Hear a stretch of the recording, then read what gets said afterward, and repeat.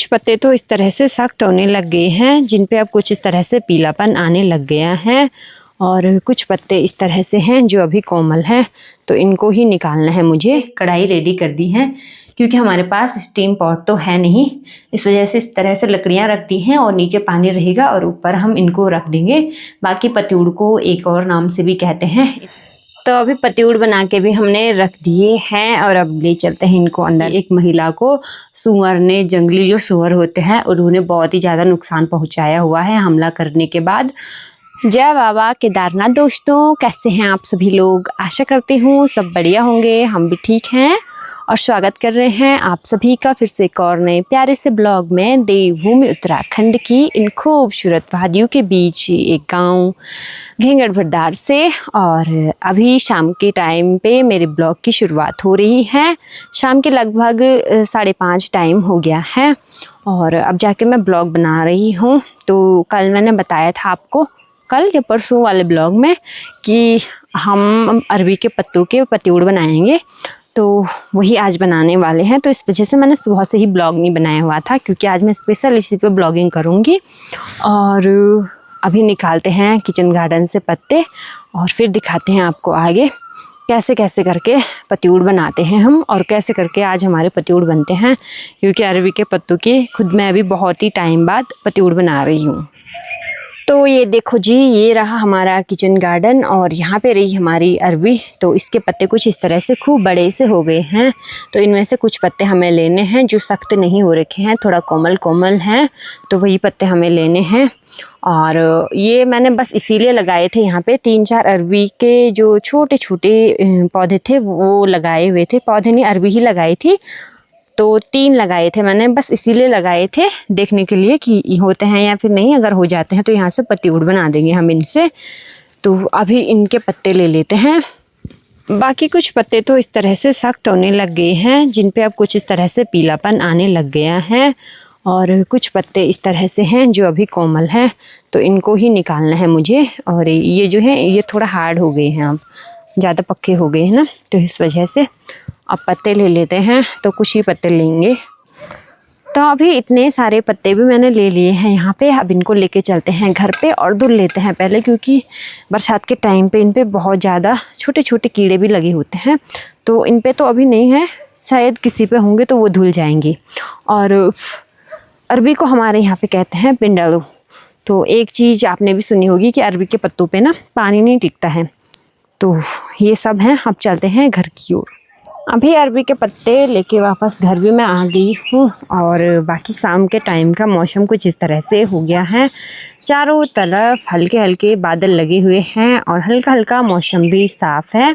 और इस साइड पे तो धूप भी लगी हुई है, बस एक ही साइड पे लगी हुई है, एक ही पहाड़ी पे। बाकी पहाड़ियों पे अभी बादल लगे हुए हैं। तो चलो जी, अभी इनको धुल करके रख देते हैं।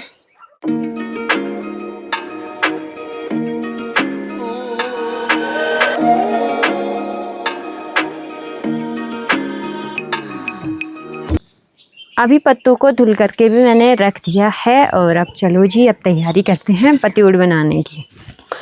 तो अभी अरबी के पत्तों को वापस अंदर पे लेके भी मैं आ गई हूँ। और अब हमें शुरू करना है पतिउड़ बनाना। तो ठीक वैसे ही जैसे हमने चौलाई के पत्तों को कूटा था, वैसे ही इसके बैक पार्ट को भी हमें कूटना है थोड़ा सा। लेकिन ये थोड़ा अलग होता है, इसको कूटने में थोड़ा दिक्कत आती है। तो वो दिक्कत ये होती है क्योंकि इसके बैक पार्ट पे जो ये होते हैं ना, ये वाले रेशे, तो ये बहुत ही ज़्यादा कठोर टाइप के होते हैं, मतलब बहुत ही ज़्यादा सख्त होते हैं। तो इनको कूटने में थोड़ा दिक्कत आती है। और ये सबसे छोटा पत्ता मैंने लिया हुआ है, और सबसे बड़ा पत्ता अगर दिखाएं तो इस पर भी कुछ इस तरह से होते हैं और ये बहुत ज़्यादा सख्त होते हैं। तो ऐसे करके होते हैं, तो इनको अच्छे से कूटना होता है, नहीं तो इसके रेशे मुंह में चले जाते हैं, फिर पतिउड़ अच्छे नहीं होते हैं। तो अभी इसको कूटते हैं, ऐसे करके कूटना होता है। और जो चौलाई के पत्ते तो ऐसे में सही से हो जाते थे, लेकिन ये ऐसे में नहीं होंगे, तो इस वजह से ऐसे कूट रही हूँ, या फिर ऐसे कूट दूँगी मैं इसको। तो जब ऐसे करके कूट रहे हैं तो ये अच्छे से हो जा रहे हैं।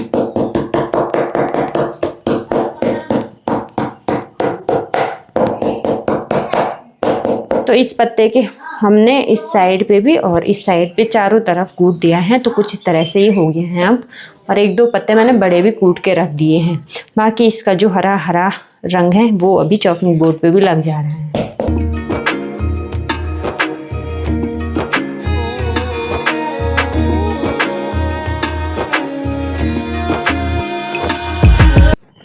अभी पत्ते भी मैंने यहाँ पे कूट के रख दिए हैं और पेस्ट भी रेडी कर दिया है कुछ इस तरह से।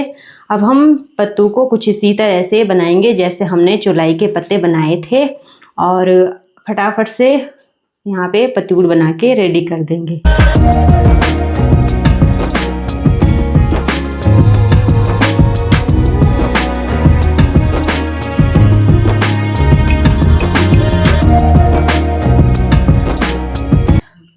तो अभी पतूड़ बना के भी हमने रख दिए हैं और अब इनको स्टीम करने के लिए रखेंगे कढ़ाई में। इस तरह से मैंने यहाँ पे कढ़ाई रेडी कर दी है, क्योंकि हमारे पास स्टीम पॉट तो है नहीं, इस वजह से इस तरह से लकड़ियाँ रख दी हैं और नीचे पानी रहेगा और ऊपर हम इनको रख देंगे। बाकी पतूड़ को एक और नाम से भी कहते हैं, इन वाले पतूड़ को अरबी वाले गुनाला कहा करते हैं इनको। तो अभी रख देते हैं इनको स्टीम करने के लिए।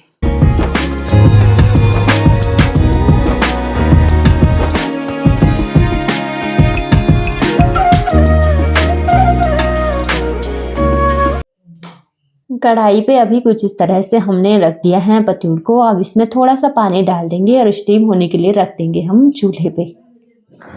तो अभी स्टीम करने के लिए मैंने यहाँ पे रख दिया है पतूड़ को, और इसमें ना आटा डला हुआ है तो वो थोड़ा सा ऊपर आ जा रहा है पानी, तो मैंने इसलिए साइड पे ये रखा हुआ है ताकि थोड़ा खुला रहे, तो वो पानी ऊपर नहीं आता, फिर बाहर नहीं पड़ता और आग नहीं बुझती। तो 2 बार मैंने फिर से आग जला दी है क्योंकि वो बुझ गई। मैं सोच रही पता नहीं कैसे बुझ रही, तो यहाँ से पानी निकल जा रहा है, तो इस वजह से थोड़ा खुला रखा हुआ है मैंने वहाँ पे। तो अभी जब तक बाहर पे मैंने स्टीम करने के लिए रखा हुआ है पतूड़ को, तो अंदर पे मैं सब्जी बना देती हूँ, फिर फटाफट से रोटियाँ भी बना दूँगी। और उसके बाद पतूड़ को थोड़ा तल देंगे, तो उनको काट के तलना होता है। वैसे कुछ लोग ऐसे भी तलते हैं, लेकिन वो तब होता है जब पतूड़ छोटे छोटे हों, पत्ते छोटे हों, तो हम काट के तलेंगे। तो फिर देखते हैं, अभी वो स्टीम होने में थोड़ा टाइम लगाएंगे क्योंकि थोड़ा हार्ड थे ना पत्ते, तो इस वजह से। अभी सब्जी बना रहे हैं हम बैंगन और आलू की, तो काट के भी मैंने सब्जी रख दी है और फटाफट से सब्जी रोटी बना देती हूँ और फिर फटाफट से पतूड़ बना देते हैं। बाकी आज मैंने ननद जी को भी कह दिया था ऊपर से, मीनाक्षी ननद जी को, तो वो भी आ रखे हैं यहाँ पे, तो अच्छा लग रहा है। अब अकेले अकेले फील नहीं होता है। शाम के टाइम पे आ गए थे वो। तो अभी यहाँ पे हमारे पतूड़ भी स्टीम हो करके तैयार हो गए हैं और अब इनको अलग से थाली पे निकाल करके रख देते हैं और फिर छोटे छोटे टुकड़ों में काट करके इनको फ्राई करेंगे।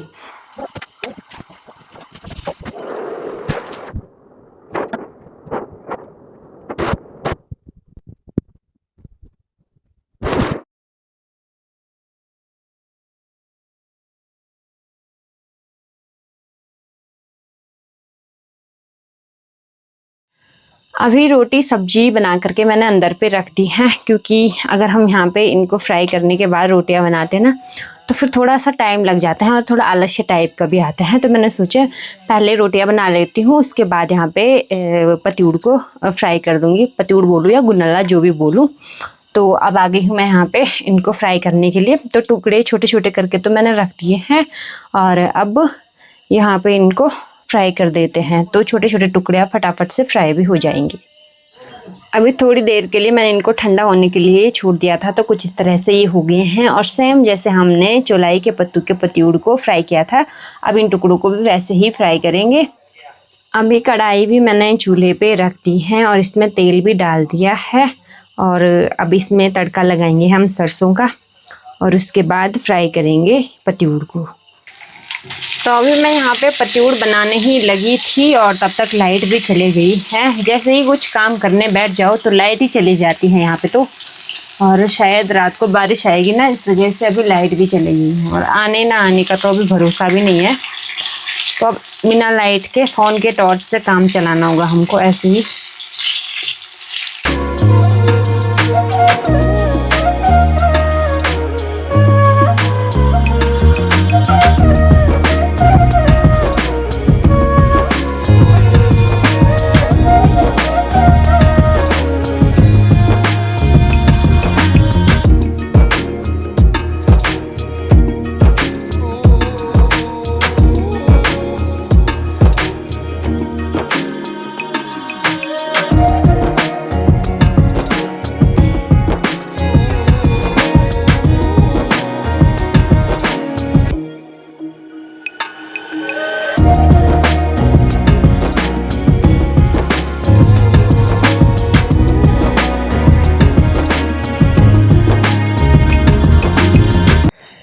अभी पतिउड़ बना के भी हमने रख दिए हैं और अब ले चलते हैं इनको अंदर पे और देखते हैं कैसे बने हुए हैं। सबसे पहले तो हम मंदिर में रख देंगे।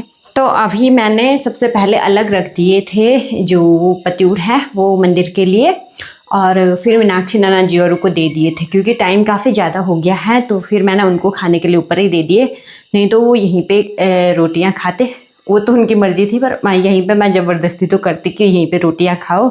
तो अभी इनको मंदिर पे ले चलते हैं। और मैंने पिछले ब्लॉग में बताया था, अगर हम कुछ चीज़ नहीं बनाते हैं तो सबसे पहले अपने मंदिर पे रखते हैं, घर के मंदिर पे ही। तो अभी इनको मंदिर पे रख के आती हूँ। तो अभी रात का खाना भी हमारा लग चुका है। रात के खाने में बनी हुई है आलू बैंगन की सब्जी, साथ में रोटी और गुनले बने हुए हैं। तो अभी टेस्ट करके बताते हैं कैसे करके ये हो रहे हैं। बाकी देखने में ये सेम स्प्रिंग रोल लग रहे हैं, तो ये हो गए हैं पहाड़ी स्प्रिंग रोल।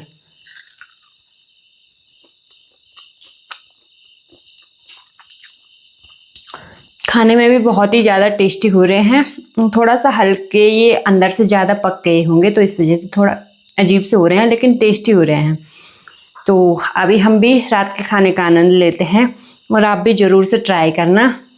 और मैं पता क्या सोच रही हूँ, अगली बार से हम अरवी का पत्ता भी, जैसे हमने एक अदरक का पत्ता लगाया हुआ है, अदरक के पौधे लगाए हुए हैं, वैसे ही हम अरवी को भी लगाएंगे। फिर वो भी ऐसे ही गुनले बनाने के लिए हो जाते हैं।